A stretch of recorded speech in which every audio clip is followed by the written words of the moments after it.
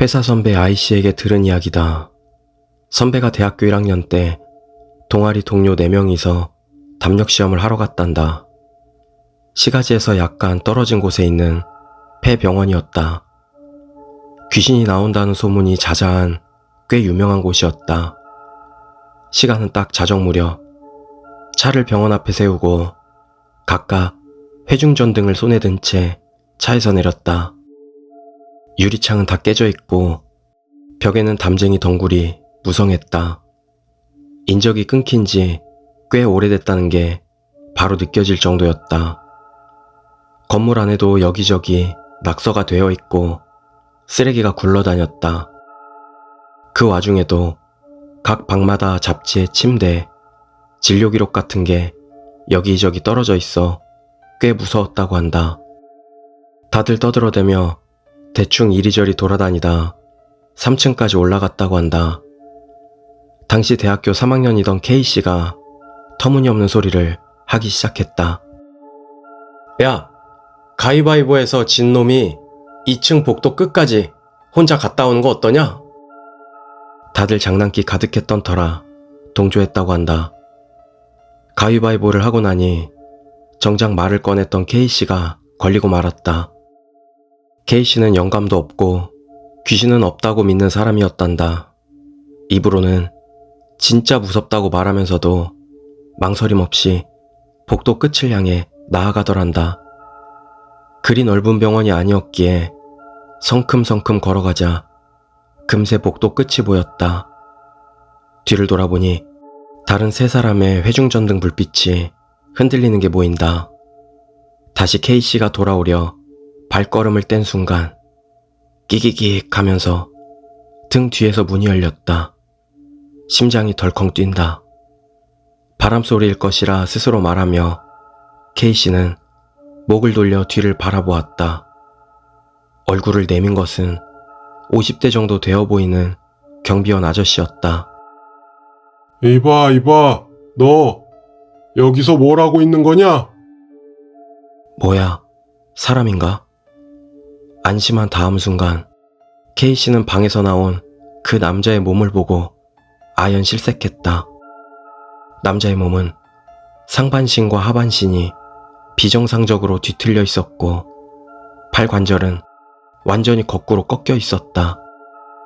K씨는 괴성을 지르며 동료들을 향해 달리기 시작했다. K씨를 기다리고 있던 3사람은 복도 끝에서 달려오는 K씨를 보며 웃었다고 한다. 하지만 K씨 뒤에서 무언가가 쫓아오고 있다는 걸 알아차리자마자 소리를 지르며 도망쳤다. 뒤를 돌아보면 다리를 질질 끌면서 쫓아오는 경비원이 보였다. 기다려! 뒤에서 들려오는 기분 나쁜 발소리와 웃음소리. 4사람은 죽을 각오를 하고 달려 차로 돌아왔다고 한다. 서둘러! 빨리 출발하자! K씨가 떨리는 손으로 키를 꼽고 시동을 건 그 순간 기억해뒀다. 소리가 난 쪽으로 시선을 돌리니 방금 전 그 경비원이 유리창에 얼굴을 찰싹대고 차 안을 들여다보고 있었다. K씨는 있는 힘껏 엑셀을 밟았고 차는 급발진했다. 그 후 여차저차해서 결국 무사히 집으로 다들 돌아는 갔단다.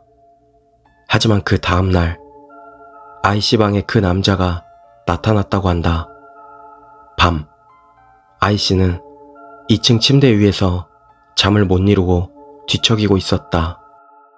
갑자기 아래쪽에서 무언가가 계단을 오르는 소리가 들려왔다. 위험하다. 아이씨는 눈을 꽉 감고 벌벌 떨었다고 한다. 제발 사라져달라고 마음속으로 빌면서. 소리는 곧 그쳤지만 몸은 그대로 굳은 채 몇 분이 지났다. 갔나 하며 겨우 안심하고 눈을 뜨자 그 경비원이 눈앞에 있었다. 아이씨 위에 걸터앉아 얼굴 양옆에 팔꿈치를 대고 가만히 내려다보고 있더란다. 경비원은 아이씨와 시선이 마주친 후 한마디 중얼거렸다. 아니네. 그리고는 사라지더란다. 아이씨는 그대로 기절했다. 다음날 아이씨는 다른 동료들에게도 그 이야기를 했다. 다른 두 동료도 같은 경험을 했다는 것이었다. 다만 K씨만은 아무 일도 없었다. 나 어젯밤에 딱히 아무 일도 없었어. 그런데 어젯밤부터 굉장히 기분이 나빠. 분명 그날 K씨의 안색은 나빴다고 한다. 그 후 K씨는 극단적으로 기운이 없어져 아이씨나 다른 동료들이 놀자고 권유해도 다 거절하게 됐다. 하지만 딱히 특별한 일이 있던 것도 아니고 K씨는 그대로 졸업했다. 몇 년이 지나 아이씨도 대학을 졸업하고 취직을 했다. 그날 있었던 일은 점차 잊어가고 있었다. 담력시험 멤버 중 한 사람한테 연락이 오기 전까지는 K씨가 상태가 안 좋아져 1년가량 입원하고 있다는 소식이었다. 아이씨는 다른 동료들과 함께 병문안을 갔지만 K씨의 모습이 조금 이상했다. 끊임없이 무언가를 두려워하며 이야기를 해도 말의 아귀가 맞지를 않았다. 가족들 말에 따르면 근 몇 달 사이 K씨의 정신연령이 점점 어려지고 있다는 것이었다. 아이씨가 병문안을 갔을 무렵에는 딱 중학생 정도였다고 한다. 게다가 항상 누군가의 시선을 느껴라고 말하고 있었다. 대학 시절 담력시험이 아이씨의 뇌리를 스쳤다. 몇 달 뒤 아이씨는 또 K씨 병문안에 나섰다. 그 무렵 K씨의 정신연령은 너댓 살까지 떨어져 있었다. K씨는 끊임없이 이상한 할아버지가 웃으면서 보고 있어. 무서워. 무섭다고. 라며 호소했다고 한다. 그리고 몇 달 지나 K씨가 죽었다는 연락이 왔다. 더 이상 말도 않고 식사도 안 하 링겔만 맞다 세상을 떠났다는 것이었다. 아이씨는 이 이야기를 내게 해준 뒤 무겁게 말했다. K씨는 죽기 직전까지 그 경비원한테 시달린 걸까? 이 이야기를 들은 이후 나는 절대 담력시험 따위는 안 하고 살고 있다.